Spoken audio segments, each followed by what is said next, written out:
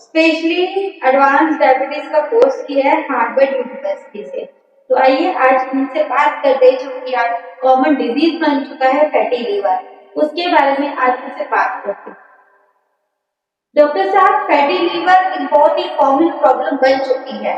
Fatty liver कितना common problem है?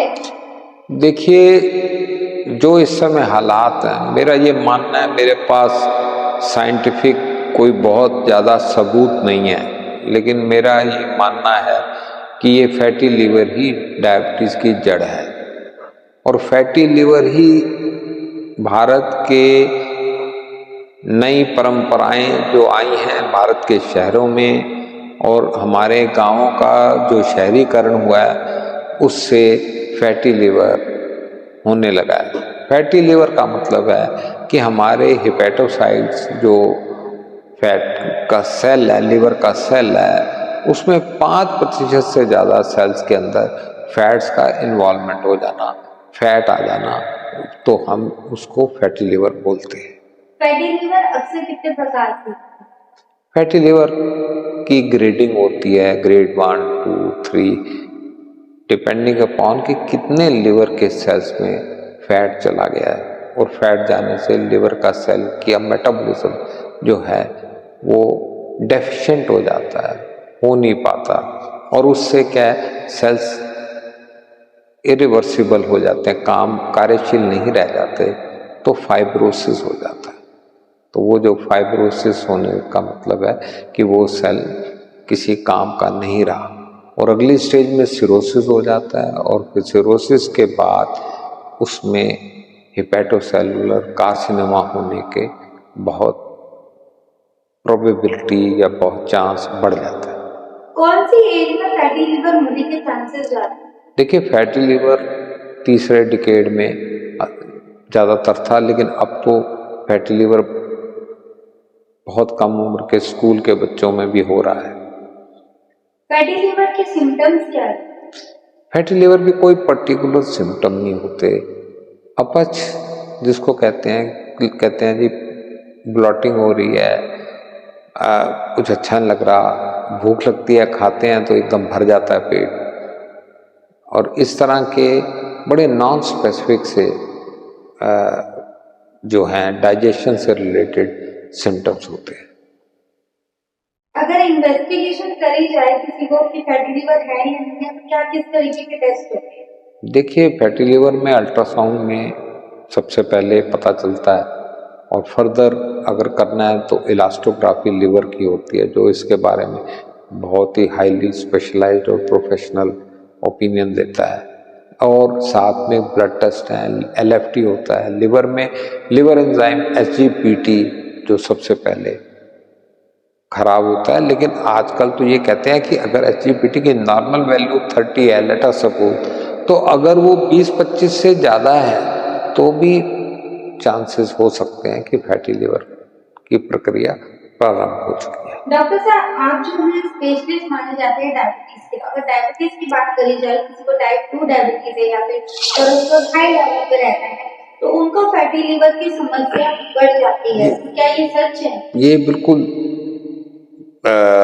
बात ठीक है कि फैटी लीवर और डायबिटीज में बहुत ज़्यादा संबंध है। ओबेसिटी, फैटी लीवर, डिसलाइपिडीमिया और डायबिटीज।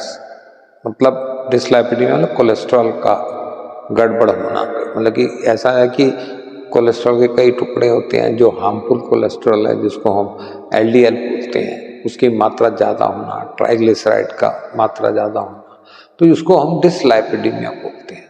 तो ये सब का आपस में संबंध है। अगर किसी को फैटी लीवर डायग्नोस हो जाता है तो उसके लिए क्या क्या ट्रीटमेंट करवाना जरूरी है? देखिए, इसके लिए बिगिनिंग में कोई बड़ा स्पेसिफिक फार्माकोलॉजिकल ट्रीटमेंट नहीं कहा गया।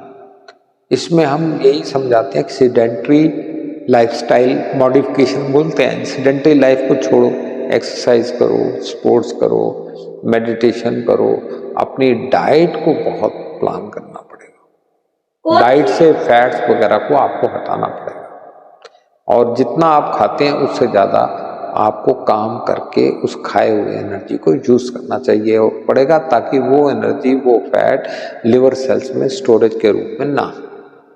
कौन सी एक्सरसाइज करना जरूरी है फैटी लीवर दूर करने के लिए? देखिए, एक्सरसाइज किसी भी प्रकार की जाए वो लाभदायक है। देखिए, कुछ विशेष प्रकार के योगा हैं जो फैटी लीवर में और अधिक मदद करती हैं, या कुछ ऐसी एक्सरसाइजेज हैं जिससे आइडिया ये है कि एक्सरसाइज करके एनर्जी खर्च की जाए और ऐसा चांस नहीं रहे कि फैट को फर्दर स्टोर करने का मौका मिले, और डाइट भी हम ऐसी लें जिसमें फैट वगैरह ना। अल्कोहलिक फैटी लीवर, क्योंकि अल्कोहल ज्यादा लेते हैं उनका लीवर भी फैटी हो जाता है, उसमें क्या क्या ट्रीटमेंट कराने की जरूरत है? देखिए, अल्कोहल एक एनर्जी है, बॉडी को अल्कोहल समझ नहीं आता, वो एनर्जी है। उसका एल्डिहाइड जो पार्ट है वो बाद में लिवर में टॉक्सिसिटी करता है, और टॉक्सिक करके लिवर के सेल मरते हैं उससे। और एक तरफ फैटी है, एनर्जी ज़्यादा होने से फैट लेवल बढ़ता है, percentage of fat cells, fat in liver cells बढ़ता है, तो फैटी लिवर बढ़ता है, ग्रेडिंग। और दूसरी तरफ से उनका टॉक्सिसिटी होने से सेल्स मरते हैं, तो वो सिरोसिस होता है, अल्कोहलिक सिरोसिस। और जिनको फैटी लीवर है और उनको एक तरीके से डायबिटीज भी हाई लेवल पे है, टाइप 2 डायबिटीज मान सकते हैं जिसे, तो उनको क्या क्या ध्यान रखना चाहिए? देखिए, सबसे पहले डायबिटीज को कंट्रोल करना चाहिए, एक्सरसाइज करनी चाहिए, अपना रूटीन डाइट का बड़ा ध्यान रखना चाहिए। HbA1c 7 या 7 से कम होना चाहिए, और साथ में लिपिड का मैनेजमेंट होना चाहिए, और स्टैटिन टैबलेट जो है जरूर लेनी चाहिए। ऐसी कोई मेडिसिन या ऐसी कोई खाने को लेके कहने कि कुछ है जो आप कहना चाहोगे कि हाँ ऐसा फूड अवॉइड होना चाहिए या ऐसी मेडिसिन अवॉइड होनी चाहिए जिनको फैटी लीवर है? देखिए, जो उनको फैटी लिवर है उनके लिए मेडिसिन जरूर है। जो उनको फैटी लिवर है उनके लिए मेडिसिन है, इंडिया में वैसे अप्रूवल मिल गया उस मेडिसिन को, हम लिख भी रहे हैं। लेकिन बड़ी मजे की बात है कि जिस मेडिसिन को इंडिया में अप्रूवल मिला उसे अभी US FDA का अप्रूवल नहीं है। और कौन कौन सी मेडिसिन जो है? देखिए, मेडिसिन का नाम नहीं, ऐसा कोई मेडिसिन नहीं है कि जिसको नहीं खानी। और कोई फूड के मामले में कोई फूड ऐसा हो जो अवॉइड करना चाहिए? फूड तो नेचुरल, हाई कैलोरी फूड जितने हैं अवॉइड करने चाहिए। ग्लाइसेमिक इंडेक्स जिनका ज़्यादा है अवॉइड करना चाहिए। हमें ना एक बहुत समझना पड़ेगा कि जो भी हम खा रहे हैं उसके ग्लाइसेमिक इंडेक्स का हमें आइडिया होना चाहिए। ग्लाइसेमिक इंडेक्स जितना कम होगा उतना लाभ है। जी, बहुत बहुत धन्यवाद। थैंक यू, धन्यवाद।